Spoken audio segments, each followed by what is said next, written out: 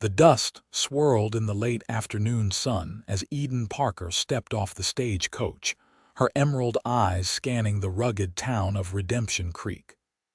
The year was 1878, and this forgotten corner of Arizona territory represented her last chance at a respectable life. Her crimson dress, though modest by city standards, immediately drew stares from the men loitering outside the saloon across the dirt road. Eden adjusted her small hat and lifted her chin, determined not to show the fear that threatened to consume her. "Miss Parker, I presume." A stern voice broke through her thoughts.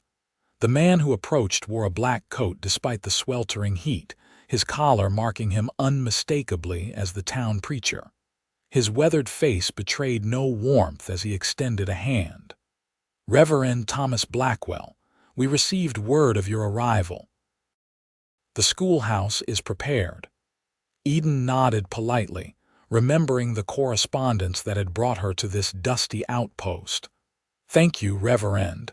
I'm eager to begin my duties." "The children need proper education, Miss Parker, but I must warn you." His eyes traveled briefly over her form before returning to her face with obvious disapproval. "This is a God-fearing community. Your predecessor understood the value of modesty and proper conduct." Before Eden could respond, the sound of spurs jangling against wooden planks caught her attention. A tall figure emerged from the general store, a man whose presence seemed to command the very air around him. His dark hair peeked out beneath a well-worn hat, stubble lining a jaw that could have been carved from stone. Unlike the other men who stared openly, his gaze met hers with frank assessment but no lecherous intent. "Reverend," the stranger nodded to Blackwell before turning to Eden. "Madam." His voice was deep, tinged with an accent she couldn't place. "Mr. Cross," the preacher's tone cooled noticeably. "Miss Parker is our new schoolteacher." The man Cross studied her a moment longer, a hint of amusement playing at the corners of his mouth. "Welcome to Redemption Creek, Miss Parker." "Morgan Cross, at your service." Eden felt her cheeks warm under his intense gaze. "Pleased to make your acquaintance, Mr. Cross." The Reverend cleared his throat. "I was just explaining to Miss Parker the importance of appropriate behavior in our community. After the difficulties with her references, she should be particularly mindful of her reputation." Morgan's eyebrow raised slightly. "Is that so?" He turned to Eden. "Don't mind the Reverend, Miss Parker. He believes most women are put on this earth to tempt men to sin." Reverend Blackwell's face flushed with anger. "Mind your tongue, Cross. Not all of us have your libertine attitude toward morality." "She's here to teach children their letters, not lead a revival," Morgan replied, his voice level but with steel beneath. Then, meeting the preacher's glare with calm assurance, he added, "Besides, if Miss Parker is as tempting as you suggest, then I'm happy to be the first who'll fall willingly." Eden's breath caught in her throat at the boldness of his statement, even as the Reverend sputtered in outrage.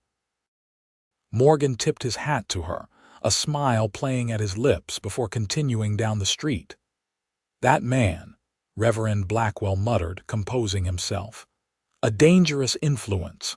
I suggest you keep your distance, Miss Parker, if you value your position here."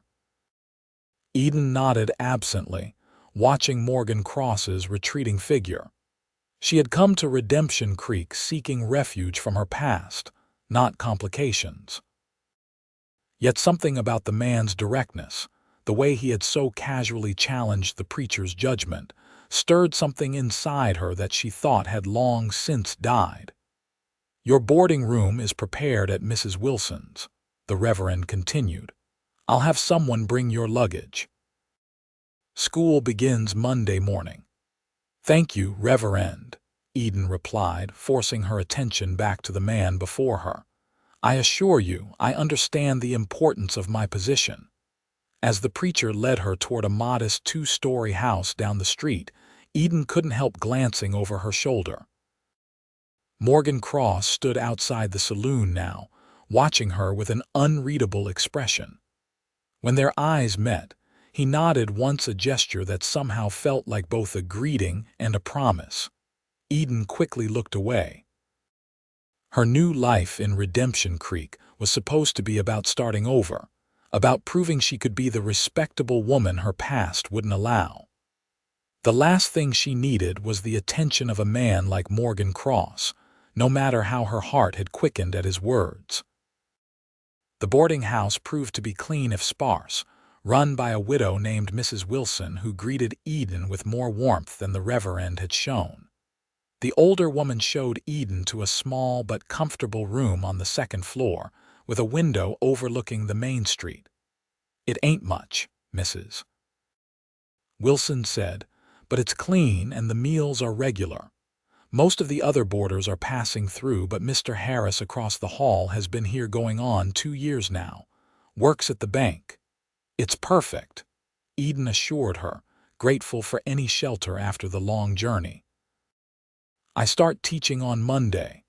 Mrs. Wilson nodded approvingly. "Good to have a proper school teacher again. Last one left rather sudden." She hesitated, then added, "Don't you mind the Reverend too much? His bark's worse than his bite, mostly. Though he does keep a close eye on the schoolmarm, being that the school's attached to the church and all." After Mrs. Wilson left, Eden sat on the edge of the narrow bed, finally allowing herself a moment to breathe.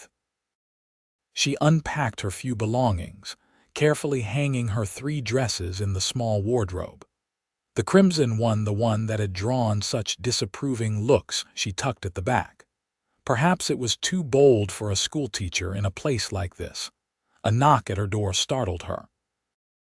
When she opened it, she found a young boy no more than 12, struggling with her large trunk. "Mr. Cross sent me to bring this up, madam," he huffed, dragging it into her room when she stepped aside. "Said you might need it before morning." "Mr. Cross?" Eden was surprised. "But the Reverend said." "Mr. Cross saw the stagecoach driver charging double to bring it over, so he paid him and told me to do it instead," the boy explained. "Said you'd probably appreciate saving the money, being new in town and all." Eden felt a rush of gratitude, followed immediately by wariness. Why would a stranger concern himself with her affairs? "What's your name?" she asked the boy. "Samuel, madam. I'll be in your class come Monday." "Well, thank you, Samuel." She reached for her purse, but the boy shook his head. "Already been paid, madam. Mr. Cross is generous that way." He moved toward the door, then hesitated. "Madam, don't believe everything the Reverend says about Mr. Cross. He's a good man. Helped my ma when Pa died in the mine collapse last year."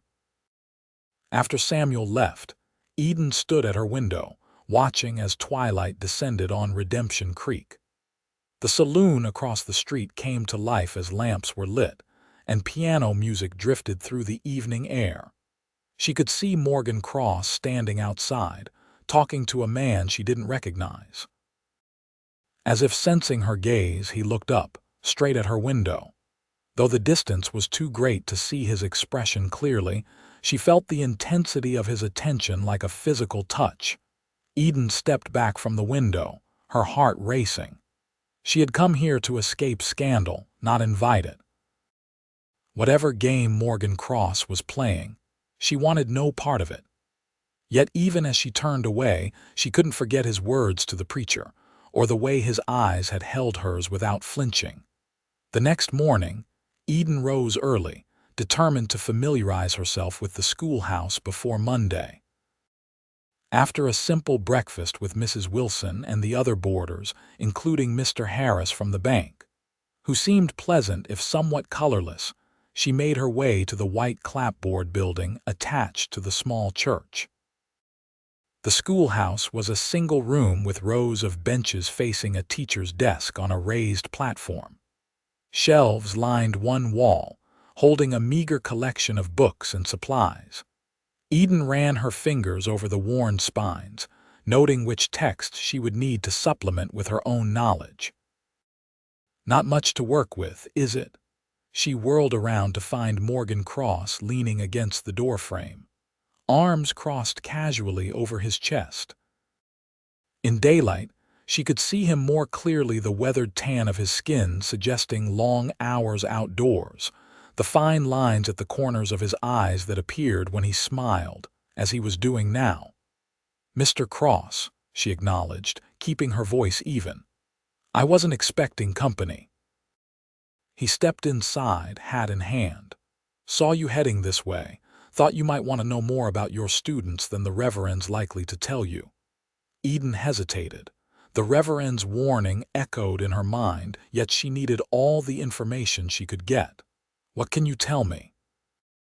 Morgan moved closer, stopping at a respectful distance. 23 children altogether, ages 6 to 16. Samuel, who brought your trunk yesterday, is bright but struggles with reading. The Miller twins are troublemakers but good-hearted.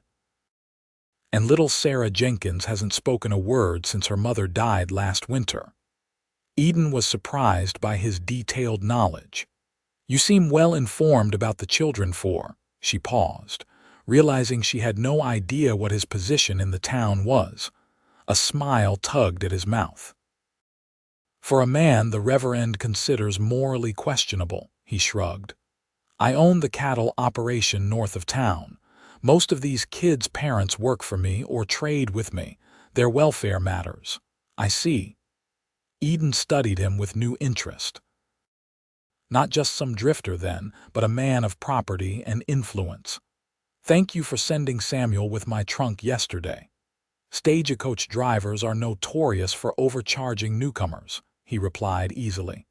"Especially pretty ones." Eden felt her cheeks warm at the compliment but kept her expression neutral.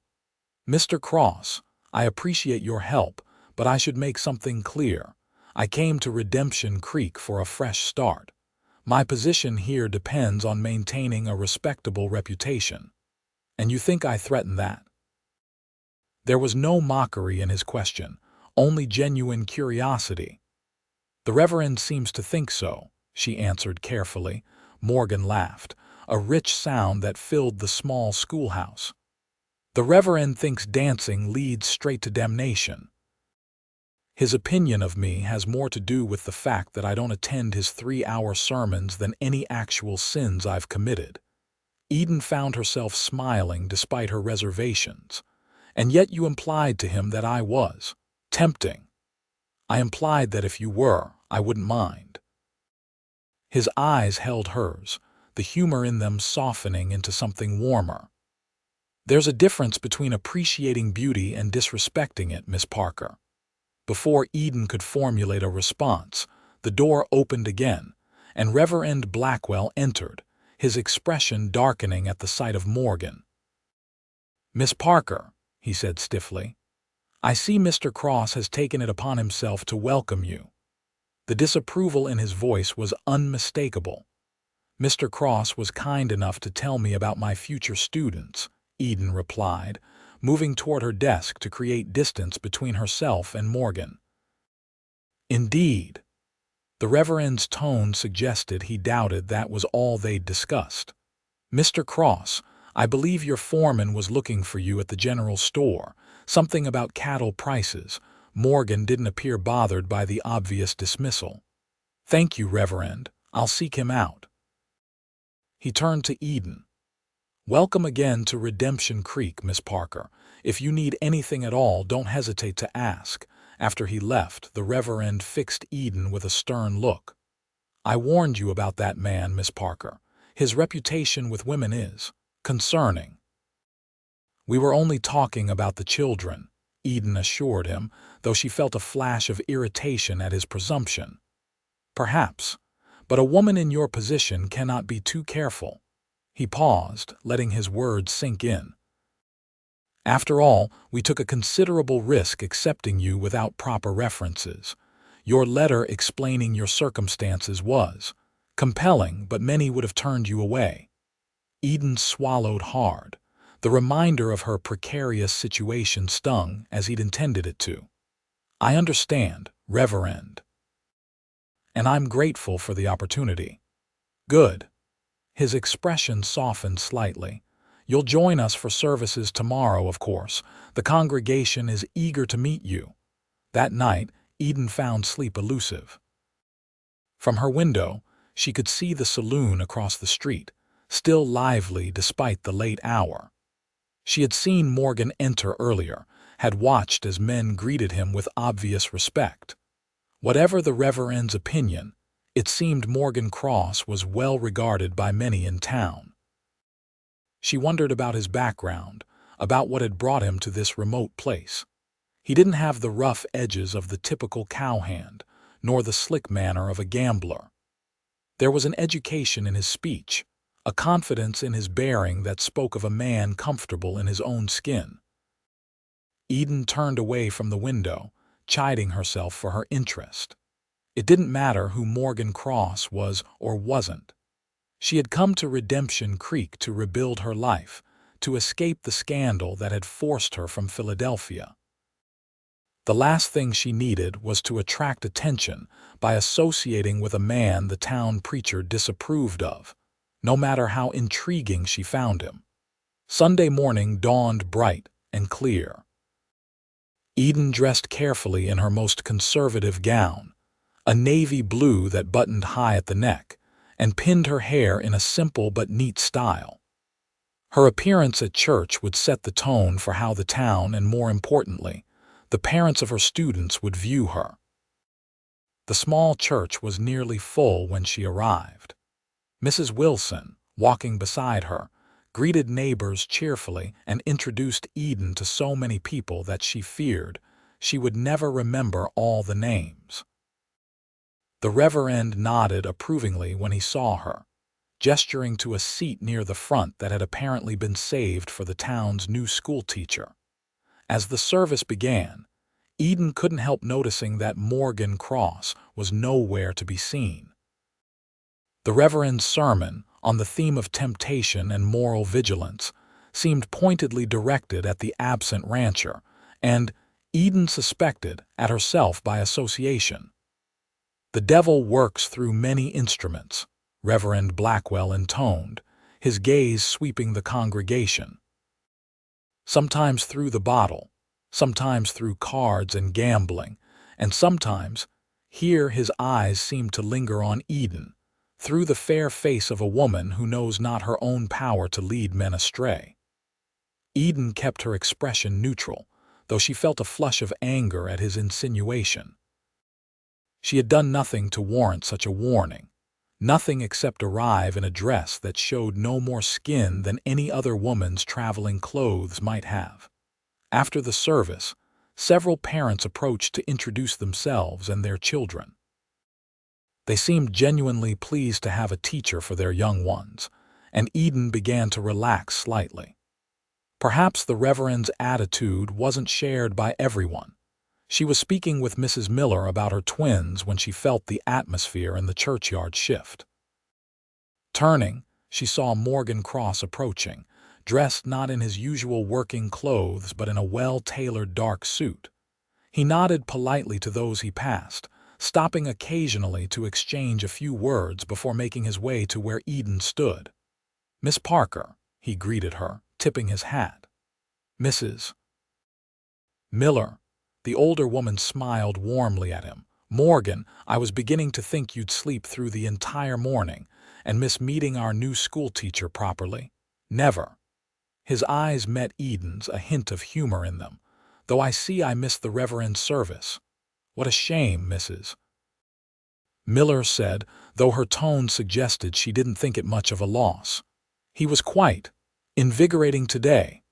"I can imagine," Morgan replied dryly.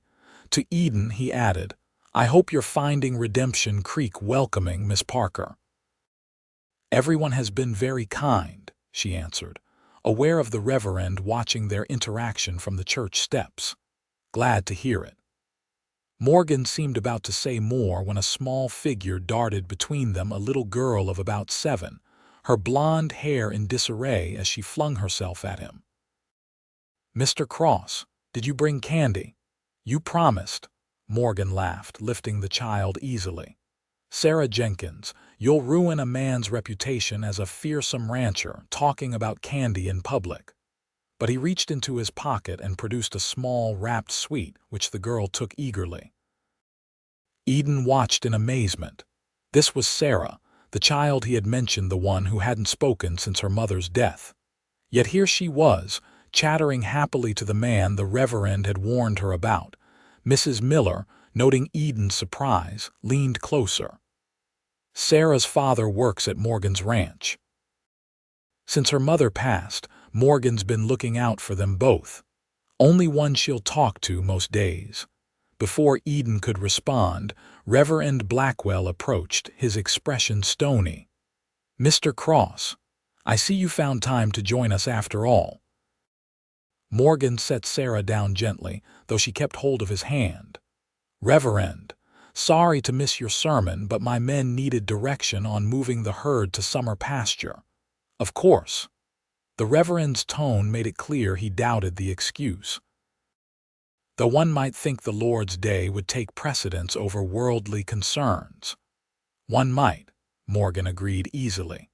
"But then, I've always thought the Lord appreciates honest work as much as words spoken in His name." The tension between the two men was palpable. Eden glanced at little Sarah, who was watching the exchange with wide eyes, and made a decision. "Sarah," she said, crouching down to the girl's level, "I'm going to be your new teacher. Would you like to show me where you'll sit in the schoolroom tomorrow?" The child looked at her warily, then up at Morgan, who nodded encouragingly. "Go on, sweetheart. Miss Parker needs to know where all her students will be." Sarah hesitated, then released Morgan's hand and took Eden's instead. It was a small victory, but Eden felt a surge of satisfaction as she led the child away from the brewing confrontation. The schoolroom was cool and quiet after the bustle of the churchyard. Sarah moved straight to a bench in the second row, pointing silently. "Is this where you like to sit?" Eden asked, keeping her voice gentle. The girl nodded, her earlier volubility apparently reserved for Morgan alone. "It's a fine spot," Eden continued, sitting beside her. "Not too close to the front where everyone watches you, but not so far back that you can't see the blackboard." She smiled conspiratorially. "I used to sit in the middle row when I was in school, too." Sarah's eyes widened with interest, though she remained silent. "I'm a little nervous about tomorrow," Eden admitted. "It's my first day teaching here, and I want everyone to like me. Do you think they will?" After a long moment, Sarah whispered, "Mr. Cross likes you." Eden felt her cheeks warm. "Does he?" The girl nodded solemnly. "He told Papa you had kind eyes." Before Eden could process this information, the door opened and Morgan himself entered, looking somewhat harried. "There you are." The Reverend was about to organize a search party. Eden stood quickly. "Sarah was showing me her seat for tomorrow." Morgan's expression softened as he looked at the child. "Were you now, Miss Sarah?" He crouched down to her level. "And did you tell Miss Parker all my secrets while you were at it?" Sarah giggled, shaking her head. "Good, because a man's entitled to some mysteries." He winked at the girl before turning back to Eden. "The Reverends called for lunch at the church hall. Apparently, it's tradition for the new teacher to be welcomed properly." Eden nodded, smoothing her skirts nervously. "Of course. We shouldn't keep everyone waiting." As they walked back to the church, Sarah between them, Eden found herself wondering about Morgan's comment to Sarah's father. Kind eyes. It seemed such an intimate observation from a man she barely knew. The church hall was filled with long tables groaning under the weight of dishes brought by the congregation. Eden found herself seated at the head table alongside Reverend Blackwell and his wife, a thin, nervous woman who barely spoke. Morgan, she noticed, was at a table far across the room with several men she assumed were ranchers or farmers, based on their weathered appearance throughout the meal. Eden was introduced to more townspeople, asked endless questions about her background and teaching experience. She answered carefully, sticking to the story she had crafted that she had taught in a small school in Pennsylvania before deciding to seek adventure in the West. It wasn't entirely false. She had been a teacher's assistant in Philadelphia before everything fell apart. "And no husband waiting back east?" Mrs. Blackwell asked, one of the few times she spoke without prompting from her husband. "No," Eden replied simply. "I've never been married."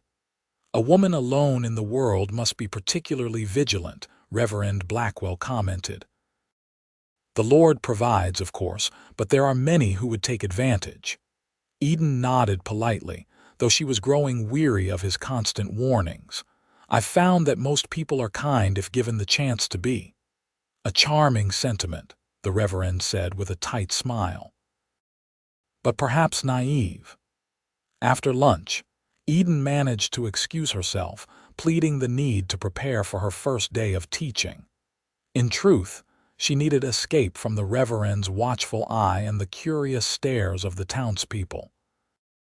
She felt the weight of their expectations, their judgment, and wondered if coming to Redemption Creek had been a mistake after all. As she crossed the churchyard, she heard footsteps behind her and turned to find Morgan following. "Walk you back to Mrs. Wilson's," he offered. Eden hesitated, aware of several people watching them, including the Reverend. "That's not necessary, Mr. Cross." "Probably not," he agreed. "But the sun's fierce today, and I happen to be heading that direction myself." She knew she should refuse, but found herself nodding instead. They fell into step together, maintaining a proper distance between them as they walked down the dusty Main Street. "You handled the Reverend's inquisition well," Morgan said after a moment. Eden glanced at him. "You were watching. Hard not to. You were the center of attention."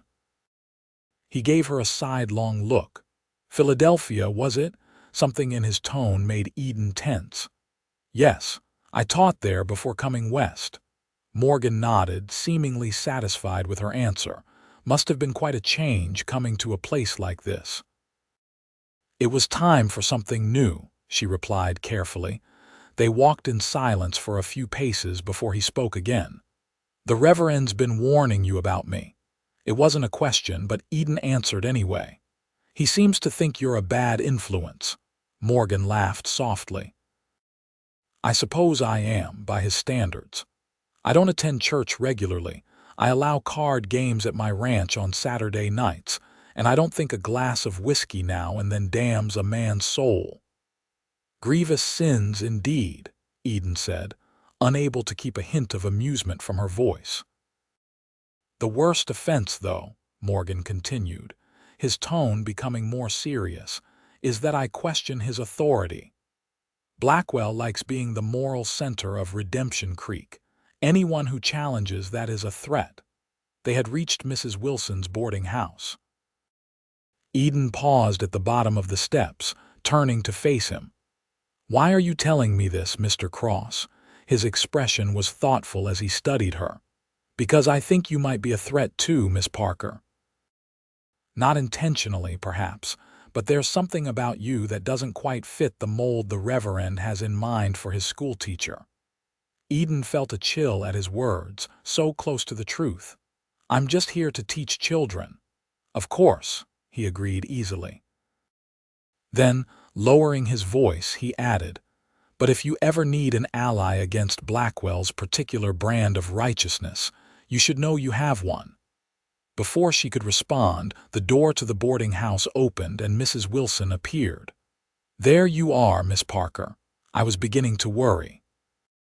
Her gaze shifted to Morgan, her expression warming. "Morgan Cross, twice in church in 1 month.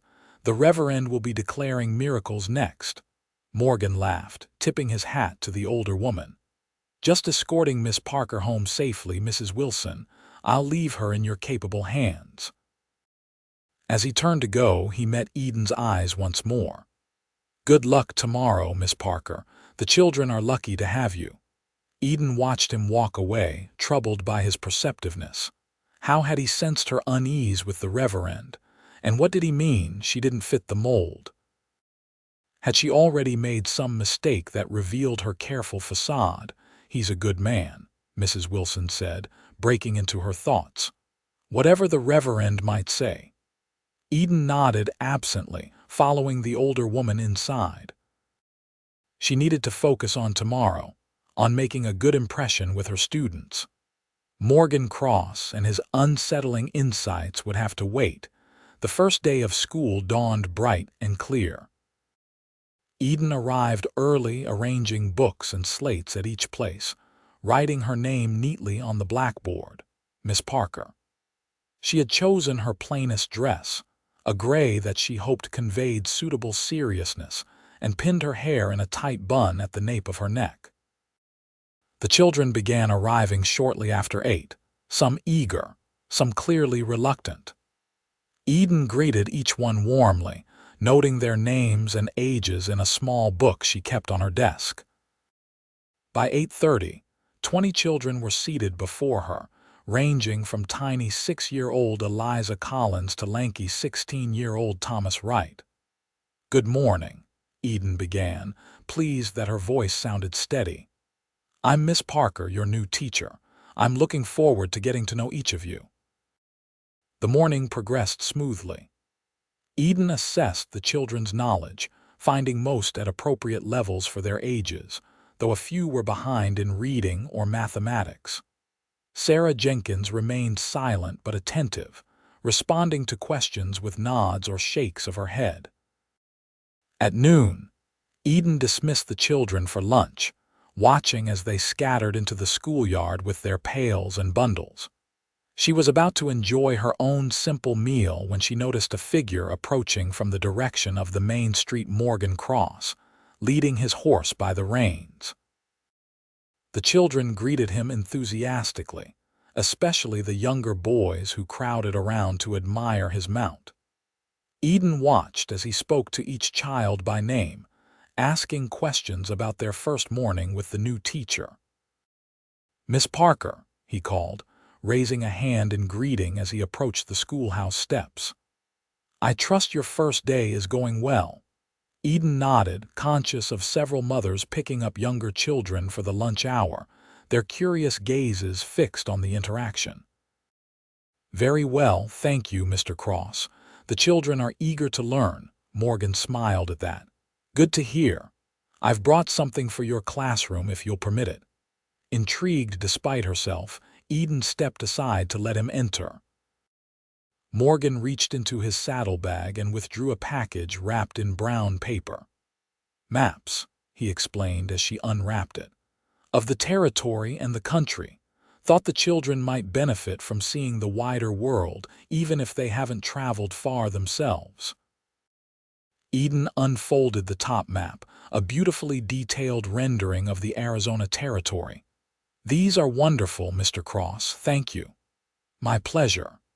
He hesitated, then added, "There's a book of poetry in there too, Wordsworth. Not exactly required reading, but good for the soul," Eden finished.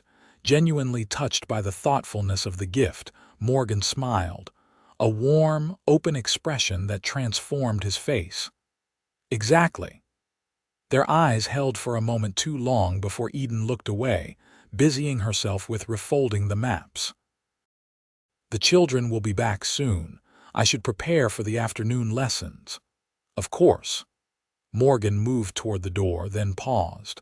"I meant to ask, have you had a chance to explore the town yet?" Eden shook her head. "Between preparing lessons and settling in, I haven't had much time." "There's a social at the town hall Saturday evening," he said casually. "Nothing fancy, just music and dancing, some refreshments. Might be a good way to meet more of the community." "I'd like that," Eden replied before she could think better of it. Morgan's smile widened. "Good. I'll look forward to seeing you there." After he left, Eden stood for a long moment, the package of maps and poetry in her hands, wondering what she had just agreed to. A public social was respectable enough, surely. But she couldn't shake the feeling that in accepting, She had crossed some invisible line the Reverend had drawn. The afternoon lessons went as smoothly as the morning had, though Eden found her thoughts occasionally drifting to Morgan and his unexpected gift. When the final bell rang, she dismissed the children with homework assignments and began tidying the classroom for the next day. She was erasing the blackboard when a shadow fell across the doorway. Expecting Morgan again, she turned with a smile that faltered when she saw Reverend Blackwell instead. "Miss Parker," he greeted her, stepping into the room. "I trust your first day went well." "Very well, thank you," Eden replied, setting down the eraser. "The children are bright and eager." The Reverend nodded, his gaze sweeping the classroom and stopping at the maps now hanging on the wall. "New decorations, a gift," Eden explained, feeling oddly defensive. "Mr. Cross thought they would help the children understand geography better." "Did he?" The Reverend's tone was cold.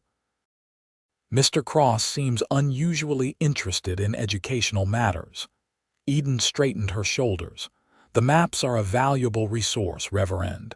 I would have purchased similar ones myself if I'd had the means." "I'm sure." He moved closer, examining the materials on her desk. "And this?" He picked up the book of poetry Morgan had included, also a gift, for the older students who might appreciate poetry. The Reverend flipped through the pages with a frown. "Wordsworth. Hardly essential reading for farm children, Miss Parker." "Perhaps not essential," Eden agreed, her patience wearing thin. "But beauty and art have value beyond the practical, don't you think?" "Beauty can be a distraction from more important matters," the Reverend countered, setting the book down with obvious distaste. "Such as moral education." "I assure you, the children's moral education is not being neglected," Eden said firmly. "Today we discussed honesty and the importance of treating others with kindness." Reverend Blackwell studied her for a long moment. "You seem defensive, Miss Parker. I wonder why that might be." Eden took a deep breath, calming herself. "I apologize if I seem so, Reverend. It's been a long first day." "Indeed." He moved toward the door, then turned back. "I heard Mr. Cross invited you to the social on Saturday." Eden's surprise must have shown on her face, for he continued, "News travels quickly in small towns, Miss Parker. You would do well to remember that." After he left, Eden sank into her chair, trembling slightly with suppressed anger. The Reverend's constant scrutiny was becoming intolerable. What right did he have to question her teaching methods or monitor her social engagements? Yet she knew the answer. He had every right, as the person who had hired her despite her lack of proper references. Without his approval, she would lose her position, and with it, any hope of building a respectable life here. The rest of the week passed in a similar pattern. Eden's days were filled with teaching, her students responding well to her methods and gradually warming to her. Even Sarah Jenkins began to participate more, though she still didn't speak in front of the class. The Reverend continued his daily inspections, each one feeling more like an inquisition than a friendly visit. Morgan didn't come to the school again, though Eden occasionally spotted him in town, always receiving a polite tip of his hat but nothing more. She wondered if the Reverend had spoken to him, warned him away from her. By Saturday evening, Eden was both exhausted and anxious. She stood before the small mirror in her room, debating her choice of dress. The blue was modest but plain. The green brought out her eyes but might be considered too fashionable. The red, the one that had drawn such stares when she arrived, remained hanging in the back of the wardrobe, unworn since that first day. In the end, she chose the green, pinning her hair in a style that was neat but softer than her usual schoolteacher's bun. Mrs. Wilson, waiting for her in the parlor, nodded approvingly. "You look lovely, dear. A breath of fresh air in this dusty old town." They walked together to the town hall, a modest building near the center of Redemption Creek. Music spilled from its open doors, along with the sounds of laughter and conversation. Inside, Eden found most of the town already gathered, from the youngest children to the oldest grandparents. Several people greeted her warmly, parents thanking her for the positive reports their children had brought home about school. Eden began to relax, moving through the crowd with growing confidence. Perhaps she could find a place here after all. Miss Parker.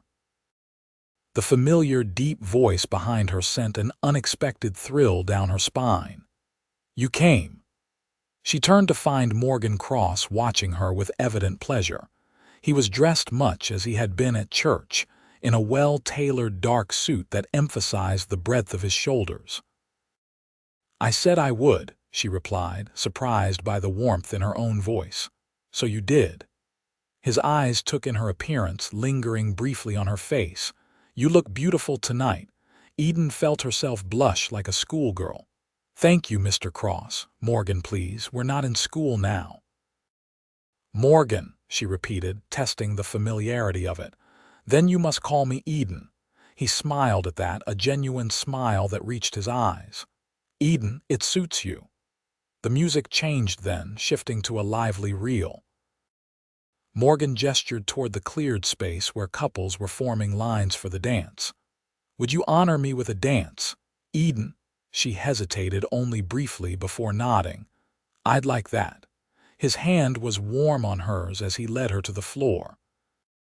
Eden was acutely aware of eyes following them, including the Reverend's disapproving gaze from across the room. But as the music swept them into motion, she found herself caring less and less about Blackwell's opinion. Morgan proved to be an excellent dancer, guiding her through the steps with confident ease. When the reel ended and a waltz began, he drew her closer, his hand resting lightly at her waist. You dance well, he observed as they moved smoothly among the other couples. My father insisted on lessons, Eden replied. He said a lady should know how to dance properly, even if she never attended grand balls. Wise man, Morgan said. Was he disappointed when you chose teaching over society?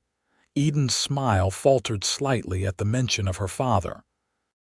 He died before I made that choice, but I think he would have understood. Morgan's expression softened. I'm sorry. It was many years ago, Eden assured him, though the pain of loss had never fully faded. What about your family? Are they in the East? A shadow crossed his face. My parents are both gone, no siblings. The ranch is my family now, I suppose. And a demanding one from what I hear, Eden said, grateful for the change of subject. Samuel tells me you have the largest herd in the territory, Morgan laughed. Samuel exaggerates, but we do all right. The waltz ended, and Morgan led her to the refreshment table, fetching them both glasses of punch. They stood together near the edge of the room, watching the dancers and continuing their conversation. Eden found herself relaxing in his company, enjoying his dry humor and thoughtful observations about the town and its inhabitants. You're different here, Morgan said after a while, studying her over the rim of his glass. Different. Eden repeated, puzzled. From the schoolroom, he clarified. There you're all proper and contained, but here. His eyes held hers. Here I can see glimpses of who you might be when you're not watching every word. Eden felt a flicker of alarm at his perception. Perhaps the music makes me less guarded. Perhaps. He didn't sound convinced. Or perhaps there's more to Eden Parker than she allows Redemption Creek to see. Before she could formulate a response, Reverend Blackwell appeared beside them, his wife trailing nervously in his wake. Miss Parker, Mr. Cross. He acknowledged them with a tight nod. Enjoying the festivities? Very much, Eden replied politely. It's a lovely gathering. Indeed, though some might consider certain dances inappropriate for public occasions. The Reverend's pointed glance at the couples now engaged in a somewhat boisterous Virginia reel made his disapproval clear. "I find joy is rarely inappropriate, Reverend," Morgan said mildly, "especially when shared by a community." Blackwell's lips thinned. "Joy and indulgence are not synonymous, Mr. Cross, though you seem to confuse them regularly." "Gentlemen," Mrs. Blackwell interrupted timidly, "perhaps this isn't the place for such discussions." Eden silently blessed the woman for her intervention. "Mrs. Blackwell is right. We should focus on the pleasant evening." The Reverend seemed about to argue, but instead offered his arm to his wife. "Very well. Miss Parker, remember that tomorrow is the Lord's Day. I expect to see you at services, regardless of how late tonight's celebrations continue." After they moved away, Morgan shook his head. "That man could find sin in a sunrise." "He means well," Eden said, though she wasn't entirely convinced of it herself. "Does he?" Morgan's expression was skeptical. "Or does he enjoy the power that comes with defining others' morality?" Eden had no answer for that. She had wondered the same thing herself, especially after the Reverend's increasingly intrusive inspections of her classroom. The evening continued pleasantly despite the brief tension. Eden danced again with Morgan, as well as with several other men from town, including kindly Mr. Harris from the boarding house. But her eyes kept finding Morgan across the room, drawn to him as if by some invisible force. As the hour grew late, families with young children began to depart.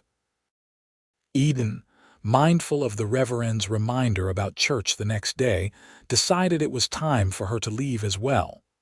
"I'll walk you home," Morgan offered when she told him of her intention to depart. "Mrs. Wilson," Eden began, looking around for her landlady. "Left an hour ago with a headache," Morgan informed her. "She asked me to see you safely back when you were ready." Eden hesitated, weighing propriety against the simple desire for Morgan's company a little longer. "All right, thank you." The night air was cool after the warmth of the crowded hall. Stars blanketed the sky above them, more stars than Eden had ever seen in Philadelphia's gas-lit streets. They walked in comfortable silence for a time, their footsteps the only sound on the quiet street. "I enjoyed tonight," Morgan said at last, "especially the dancing." "So did I," Eden admitted. "It's been a long time since I attended anything like this." "No socials in Philadelphia?" he asked casually. Eden tensed slightly. "None so informal. Everything there was governed by strict rules of etiquette. And here the rules seem different," she said carefully, "though no less strict in their own way." They had reached Mrs. Wilson's boarding house. Eden paused at the bottom of the steps, turning to face him. "Thank you for walking me home, Morgan. My pleasure." He studied her face in the moonlight, his expression thoughtful. "Eden, may I ask you something?" "Of course," she replied, though her heart quickened nervously. "What are you running from?" The directness of the question took her breath away. I don't know what you mean." Morgan's gaze was gentle but unwavering. "I think you do. There's something in your eyes, sometimes a wariness that goes beyond the natural caution of a woman alone in a new place."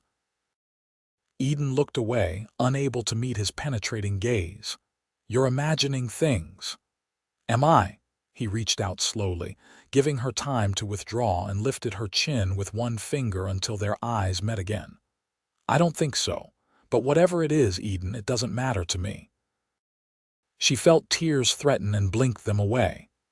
"It would if you knew. Try me." His voice was low, intimate in the darkness. For a wild moment, Eden was tempted to tell him everything about Philadelphia, about the scandal, about the desperate flight west with barely enough money for the journey. But the moment passed and reason reasserted itself. "It's late," she said instead, "and I have church in the morning." Morgan didn't press, simply nodding and stepping back. "Of course. Sleep well, Eden." "Good night, Morgan." She turned and climbed the steps, feeling his eyes on her back until she disappeared inside. In her room, Eden sank onto the bed, trembling slightly. How had he seen through her so easily? And what would happen when not if, but when the truth finally caught up with her?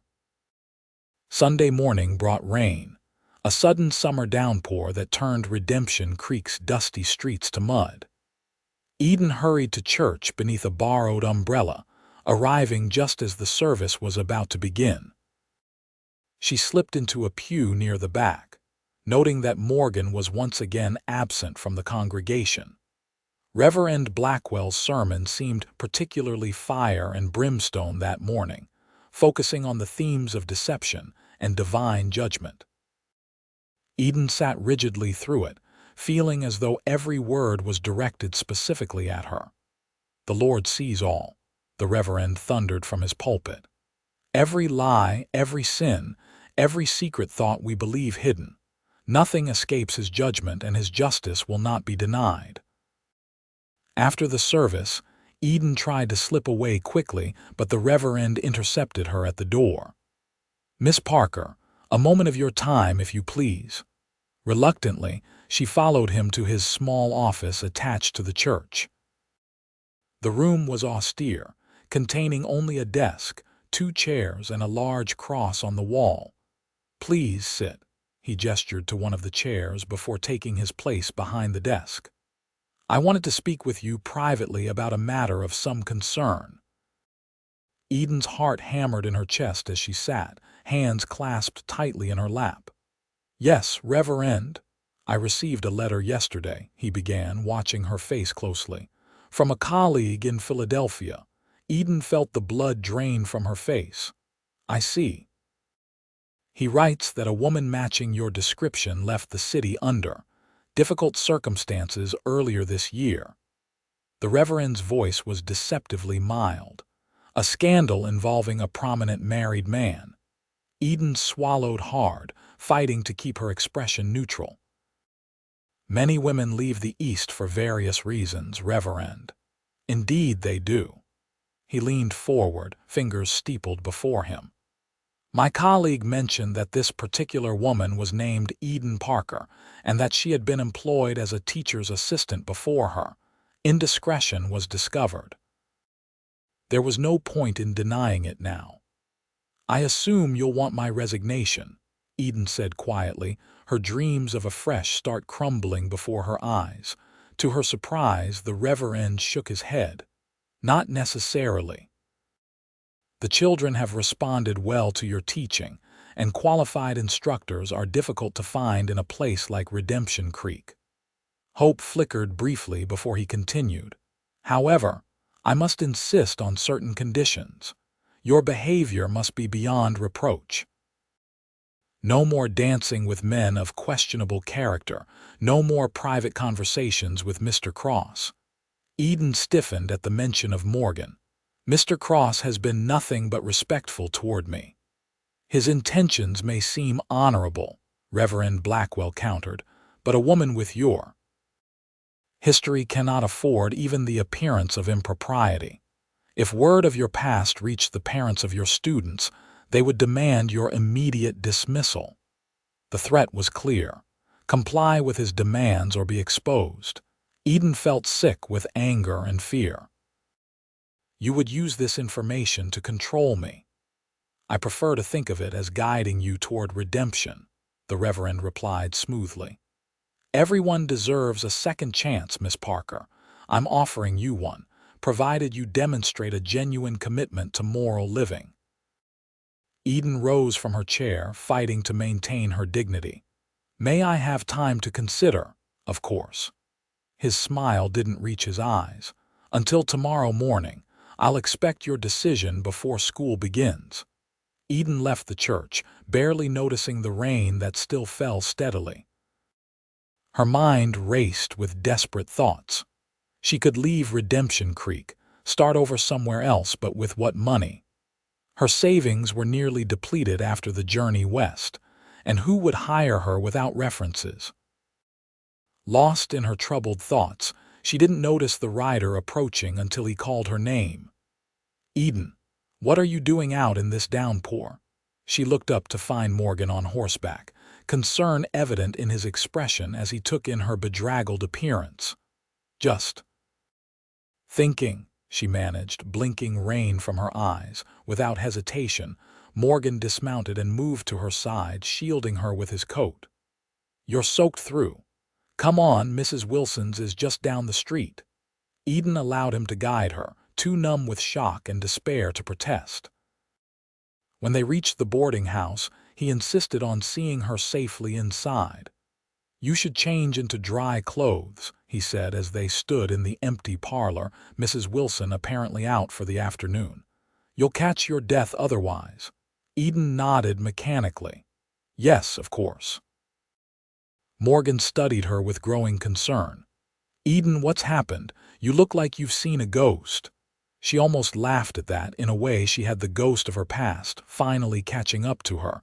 "It's nothing, just the weather affecting my spirits." "Don't lie to me," he said quietly. "Not now." Something in his tone broke through her defenses. "The Reverend knows," she whispered. "About Philadelphia, about everything." Understanding dawned in Morgan's eyes. "Ah, and he's using it against you somehow." Eden nodded, a tear slipping down her cheek. "He says I can keep my position if I agree to his guidance, including staying away from you." Morgan's jaw tightened. "That sanctimonious bastard." "He's right, though," Eden said bitterly. "What I did was wrong. I have no right to complain about the consequences." "What exactly did you do?" Morgan asked, his voice gentler now. Eden hesitated, then decided there was nothing left to lose. "I fell in love with the wrong man, the headmaster at the school where I worked. He was married, but he told me he was separated, that they lived together in name only." She laughed humorlessly. "I believed him like a naive fool." "And when the truth came out," Morgan prompted, "his wife discovered our letters. There was a terrible scene at the school. She called me horrible things, true things," Eden admitted. "I lost my position, my reputation, everything. No one would hire me. The only references I could secure were from a sympathetic teacher who took pity on me." "So you came west," Morgan finished for her. Eden nodded. "I thought no one would know me here, that I could start fresh."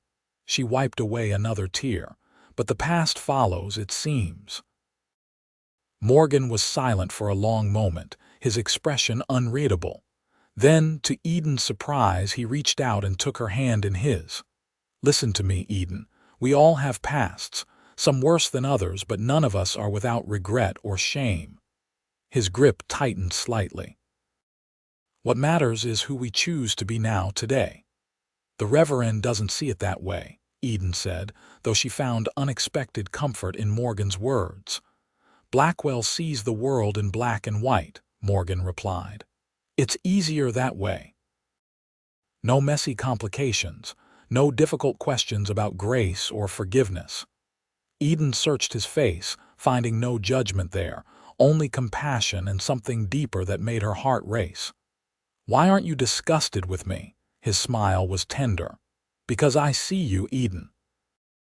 Not just what you did, but who you are.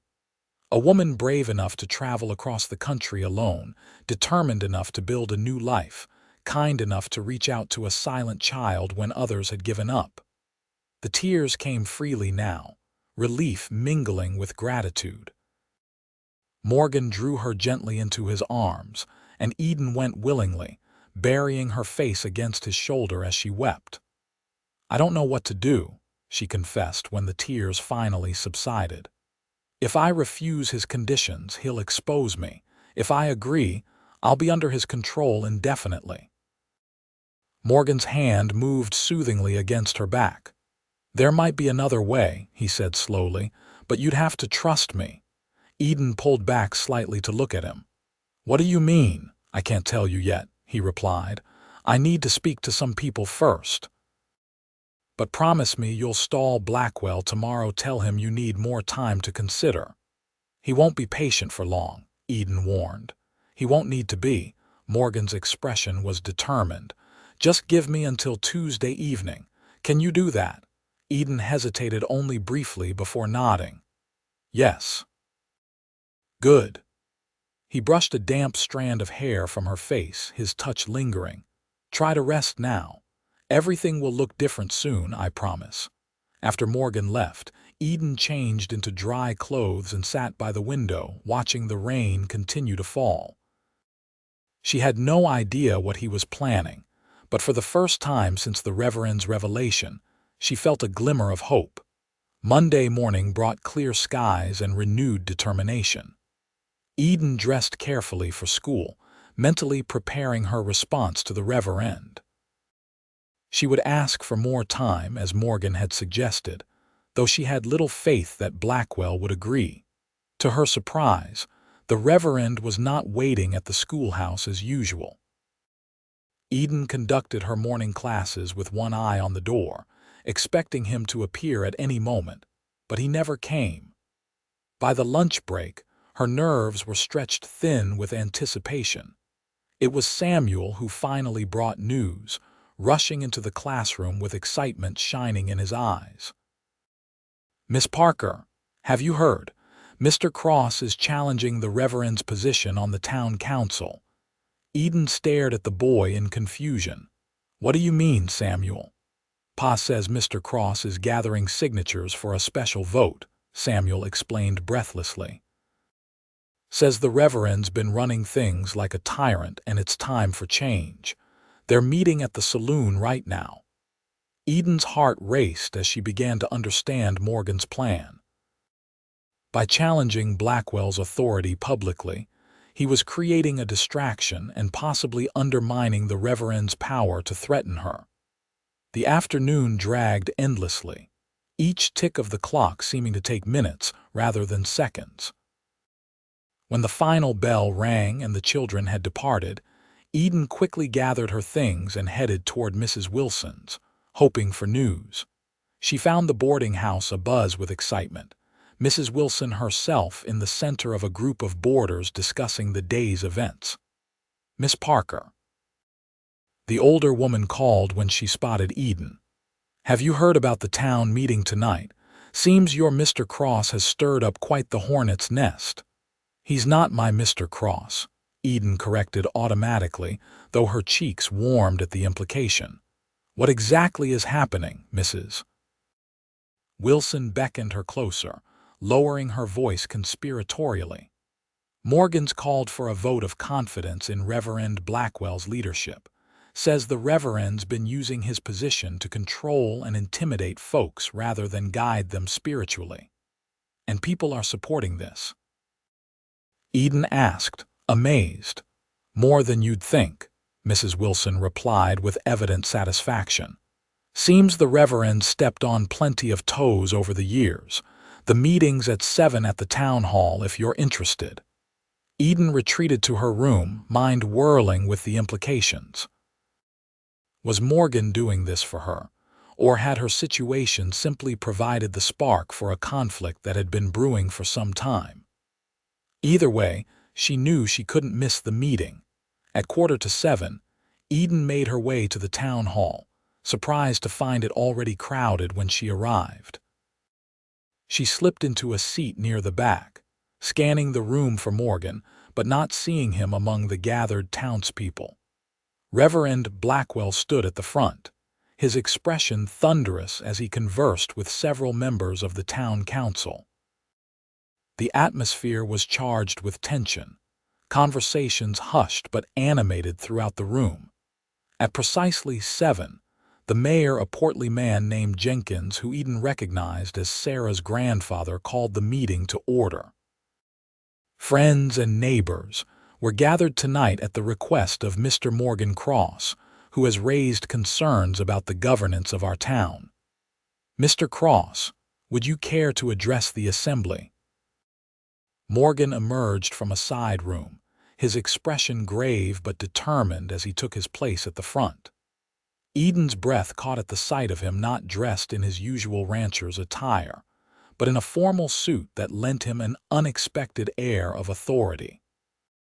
Thank you, Mayor Jenkins, Morgan began, his deep voice carrying easily through the hall.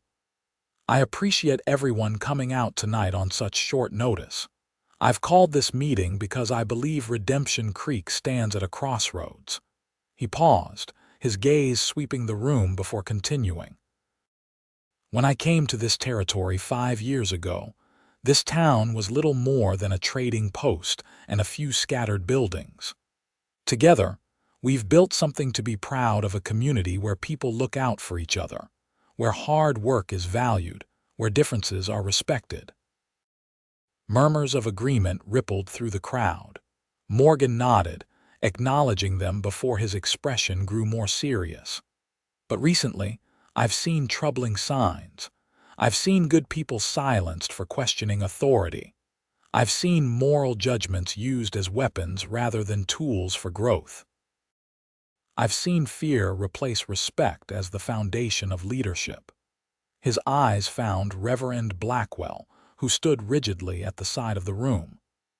"I believe the Reverend has served this community faithfully in many ways. His dedication to the church is beyond question. But I also believe that no one person should hold unchecked power over others, not through political office, not through spiritual authority, not through the manipulation of information." A sudden stillness fell over the room at these words.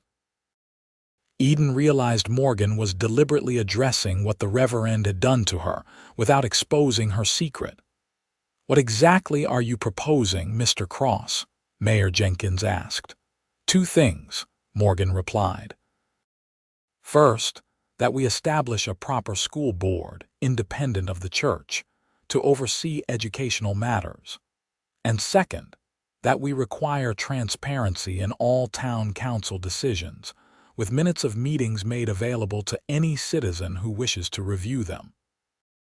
The Reverend stepped forward then, his face flushed with anger. "This is absurd. Mr. Cross has no authority to demand such changes. His obvious agenda—" "And what agenda would that be, Reverend?" Morgan interrupted mildly. Blackwell hesitated, his eyes flicking briefly to where Eden sat. She held her breath, certain he was about to expose her publicly, but before he could speak, Mrs. Miller rose from her seat. "I think Mr. Cross's suggestions have merit. My twins speak highly of Miss Parker's teaching, yet I've heard the Reverend has been inspecting the classroom daily, questioning her methods. A school board with parents represented would provide better oversight." Others began to voice similar opinions. Eden watched in amazement as person after person stood to support Morgan's proposals, many adding their own stories of the Reverend's heavy-handed approach to governance. Reverend Blackwell's face grew increasingly pale as the tide turned against him. When he finally spoke again, his voice had lost its usual commanding tone. "If the town wishes for changes in administration, so be it. But let me remind you all that moral leadership requires difficult decisions. Not all will be popular." Morgan nodded acknowledgement of this point. "True leadership isn't about popularity, Reverend. It's about serving the community's best interests, all of the community, not just those who agree with you." The meeting continued for another hour, the details of the proposed changes discussed and debated. In the end, a vote was called and Morgan's suggestions were approved by a significant margin. A school board would be established immediately, with elections for positions to be held the following week. As the meeting broke up, Eden remained in her seat, stunned by the swift turn of events. Morgan had not only neutralized the Reverend's threat against her, but had managed to create institutional change that would protect others from similar manipulation. When the crowd thinned, Morgan finally approached her, satisfaction evident in his expression. "Well, schoolteacher, it seems you'll have a proper board overseeing your work now, not just one man's opinion. You did all this for me?" Eden asked softly, still hardly believing it. Morgan shook his head. "Not entirely. Blackwell's been consolidating power for years." Your situation just made me realize it was time someone challenged him." He smiled slightly. "Though I can't deny that protecting you was a powerful motivation." Eden glanced across the room, where the Reverend was engaged in intense conversation with several church elders. "He still knows my secret." "Yes," Morgan acknowledged. "But now the whole town has seen him lose a significant battle. If he tries to expose you out of spite, people will question his motives." "Thank you," Eden said simply, knowing the words were inadequate for what he had done. Morgan offered his arm. "May I walk you home, Miss Parker? It's getting late." Eden took his arm without hesitation, no longer concerned about who might be watching or what they might think. As they stepped out into the cool evening air, she felt lighter than she had in months, the burden of fear and secrecy somewhat eased. "What happens now?" she asked as they walked slowly toward Mrs. Wilson's. "Now," Morgan said thoughtfully, "you continue teaching without the Reverend looking over your shoulder constantly. The school board will meet next week once members are elected, and as for Blackwell," he shrugged, "he'll adapt or he won't. Either way, his absolute authority is broken. And us?" The question slipped out before Eden could think better of it. Morgan stopped walking, turning to face her. In the moonlight, his expression was serious yet tender. "That depends on you, Eden. I care for you more than I expected to, more than is probably wise given how short a time we've known each other, but I won't pressure you." Eden studied his face, this man who had risked so much to protect her. "Why? Why would you do all this for someone with my past?" "Because your past isn't who you are," he said simply. "It's just something that happened to you. I've seen who you are, Eden in the classroom with the children, at the social when you thought no one was watching, even tonight when you sat there afraid but still dignified." He reached for her hand, his touch gentle. "I meant what I said to Blackwell that first day. If you're a temptation, then I'm falling willingly. But it's not just physical attraction, it's admiration, respect, and something deeper that I'm not sure I have words for yet." Eden's heart swelled with emotion.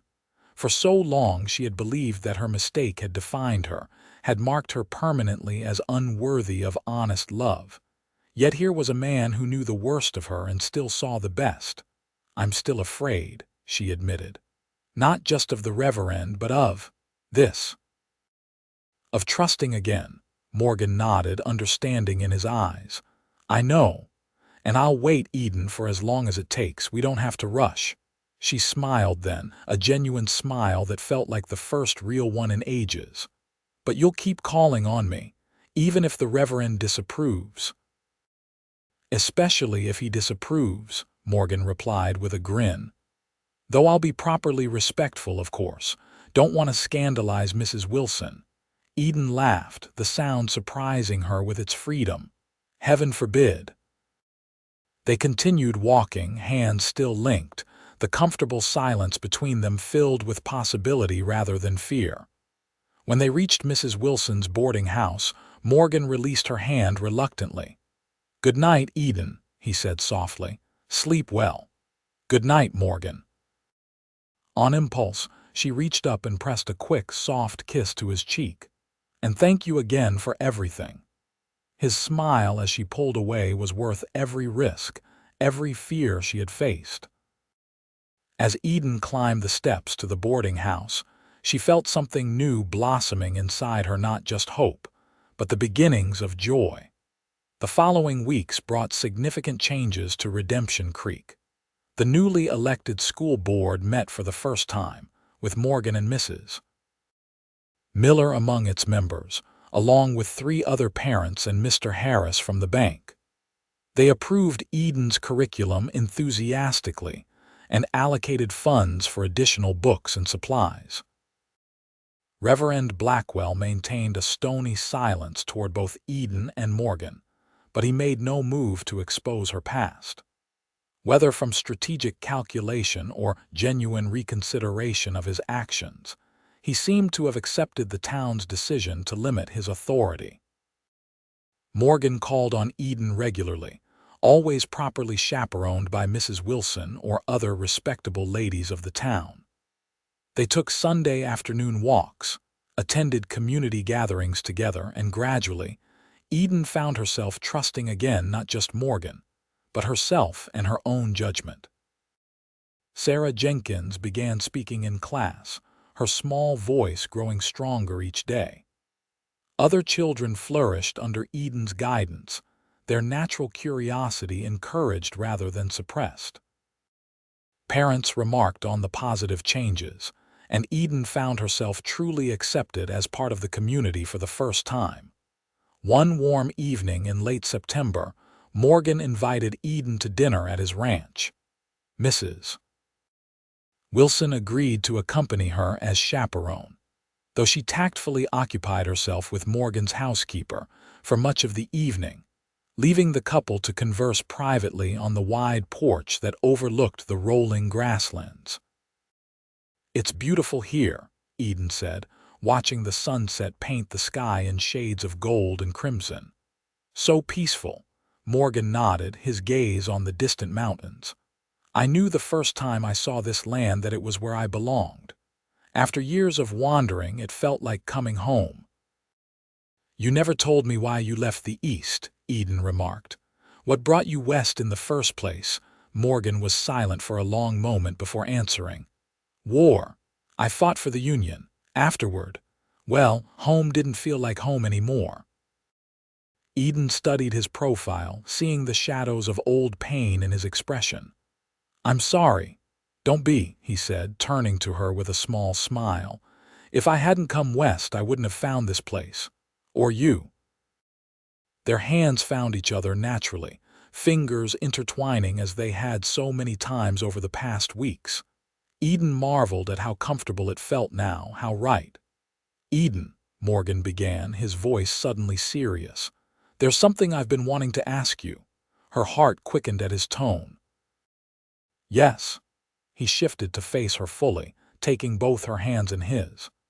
"These past weeks have been the happiest of my life. Getting to know you, seeing your strength and kindness, watching you build a place for yourself here, it's made me realize what I've been missing all these years." Eden held her breath as he continued, hardly daring to hope for what his words seemed to be leading toward. "I know it hasn't been long, and I promise not to rush you," Morgan said, his eyes never leaving hers. "But I also know what I feel, and I don't want to waste more time pretending it's anything less than what it is." He released one of her hands to reach into his pocket, withdrawing a small velvet box. "Eden Parker, I love you, with your past and my past and whatever future we might build together. Would you do me the honor of becoming my wife?" Tears filled Eden's eyes as he opened the box to reveal a simple but beautiful ring, a single diamond set in gold. "Morgan," she whispered, "are you certain?" "My reputation is no one's business but ours," he finished firmly. "Eden, I don't care what happened in Philadelphia. I care about who you are, here and now. And I know with absolute certainty that I want to spend my life with you." Eden looked into his eyes and saw nothing but love and sincerity there. The fears that had haunted her since Philadelphia seemed to melt away, replaced by a certainty that matched his own. "Yes," she said, her voice growing stronger as joy flooded through her. "Yes, I'll marry you, Morgan."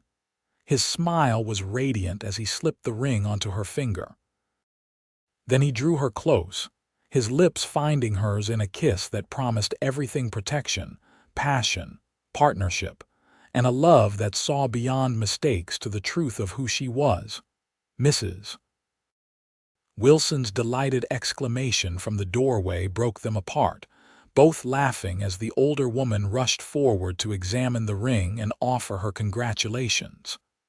"Well, it's about time," Mrs. Wilson declared. "I've been waiting for this announcement since the town meeting." "Oh, we must begin planning immediately." "A June wedding would be lovely, don't you think?" as Mrs. Wilson continued excitedly listing all that would need to be arranged. Morgan caught Eden's eye over the older woman's head, his expression so full of love and amusement that Eden couldn't help laughing again. This was what happiness felt like. She realized not the absence of past pain, but the presence of current joy so powerful it overshadowed everything else. The news of their engagement spread quickly through Redemption Creek. Most of the town responded with congratulations and well wishes, though a few, including Reverend Blackwell, maintained a cool distance. Eden found she cared less about their approval than she would have expected. The happiness she had found with Morgan was too precious to be diminished by others' judgment. They set the wedding date for the first Saturday in June, giving them plenty of time to prepare. Eden continued teaching, her days filled with lessons, and her evenings often spent at Morgan's ranch, planning their future together. The house would need expanding, they agreed, especially if they were blessed with children someday. "I never thought I'd have this," Eden confessed one evening as they sat together on the porch swing, watching stars appear in the darkening sky. "After everything that happened, I believed that part of my life was over." Morgan drew her closer, pressing a kiss to her temple. "I felt the same way after the war. Thought I'd spend my life alone, building something to leave to strangers when I was gone. And now," she asked, tilting her face to look at him. His smile was tender as he traced the curve of her cheek. "Now I can't imagine a day without you in it." When June finally arrived, Eden woke on her wedding day to find the sky a perfect cloudless blue. Mrs. Wilson helped her dress in the wedding gown they had worked on together, a creation of ivory silk with delicate lace at the collar and cuffs. Her hair was arranged in soft curls, a crown of wildflowers replacing the traditional veil. "You look beautiful, my dear," Mrs. Wilson said, tears shining in her eyes as she stepped back to admire her handiwork. "Absolutely radiant." The ceremony was held outdoors, on a gentle rise overlooking Morgan's ranch. Nearly the entire town turned out for the occasion, filling the rows of chairs set up beneath a canopy of white flowers and ribbons. Even Reverend Blackwell was present, though he had declined to perform the ceremony, a role filled instead by a circuit judge who was an old friend of Morgan's. As Eden walked toward Morgan, who waited for her beneath an arch of roses, she felt no fear, no doubt, only a profound certainty that she was exactly where she was meant to be. His face as he watched her approach was filled with such love that she felt tears threaten, happy tears that spoke of joy too great to contain. "Dearly beloved," the judge began once Eden reached Morgan's side, their hands joining naturally. "We are gathered here today to witness the union of Morgan Cross and Eden Parker in the sacred bond of matrimony." The ceremony was simple but meaningful, their vows spoken with clear voices that carried across the gathered assembly. When Morgan slipped the gold band onto her finger to join the engagement ring, Eden felt the last lingering shadows of her past finally recede completely. "By the authority vested in me by the territory of Arizona, I now pronounce you husband and wife," the judge declared, beaming at them both. "Morgan, you may kiss your bride." Morgan's lips met hers in a kiss that sealed their promises, sweet and tender yet filled with passion that spoke of the night to come. When they turned to face their friends and neighbors as Mr. and Mrs. Cross for the first time, the cheers and applause washed over them like a blessing. The celebration continued well into the evening, with music and dancing, food and drink flowing freely. Eden danced with her new husband, laughing as he spun her around the floor with the same grace he had shown that first night at the social. "Happy Mrs. Cross," he murmured as they swayed together to a slower melody. "Completely," she assured him, her head resting against his shoulder. "Though I'm beginning to think we could slip away without anyone noticing." Morgan chuckled, his hand tightening slightly at her waist. "Eager to begin our married life, are you?" Eden lifted her face to his, no longer concerned about who might be watching. "Eager to begin forever with you," she corrected. Later, after they had bid farewell to their guests and retreated to the privacy of their home, Eden stood by the bedroom window, gazing out at the starlit landscape that was now as much hers as it was Morgan's. "What are you thinking?" he asked, coming to stand behind her, his arms encircling her waist. Eden leaned back against him, savoring the solid strength of his body against hers. "I'm thinking about the day I arrived in Redemption Creek," she said softly. "How afraid I was, how certain that my life would never be truly happy again." Morgan pressed a kiss to the curve of her neck. "And now," she turned in his arms to face him, reaching up to trace the beloved lines of his face. "Now I know that what felt like an ending was actually a beginning. That sometimes what seems like our greatest mistake can lead us to our greatest blessing." "You are certainly mine," Morgan murmured, drawing her closer. "My blessing, my love, my wife." As his lips found hers again, Eden surrendered to the love she had once thought impossible, a love born in a dusty western town where a preacher had seen only temptation. But a cowboy had seen the woman behind the mask and had fallen willingly, bringing her with him into joy. Years passed, and Redemption Creek grew and changed. The railroad came, bringing new faces and opportunities. Eden continued teaching until the birth of their first child, a daughter they named Sarah after the little girl who had helped bring them together. 2 years later, a son joined the family, strong and healthy with his father's dark hair and his mother's green eyes. Morgan's ranch prospered, becoming one of the most successful operations in the territory. Eden's past remained in the past, the scandal in Philadelphia forgotten as she built a life filled with purpose and love. On their 10th anniversary, they stood together on the porch of their expanded home, watching their children play in the yard with the family dog. Morgan's arm was around Eden's waist, her head resting comfortably against his shoulder in the familiar pose that had become second nature over the years. "Any regrets?" he asked softly, pressing a kiss to her temple. Eden looked up at him, at the face that had grown even dearer with time, the lines around his eyes now speaking of laughter and joy more than hardship. "Not one," she answered truthfully. "Every step, even the painful ones, brought me here to you. How could I regret that?" Morgan smiled, the same smile that still made her heart skip after all these years. "Do you remember what I said to the Reverend that first day, about falling willingly?"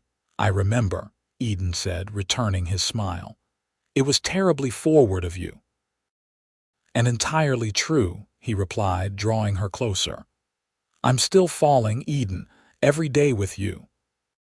As the sunset painted the western sky in shades of gold and crimson, Eden stood in the circle of her husband's arms, surrounded by the life they had built together, and knew that she was, at last and forever, truly home.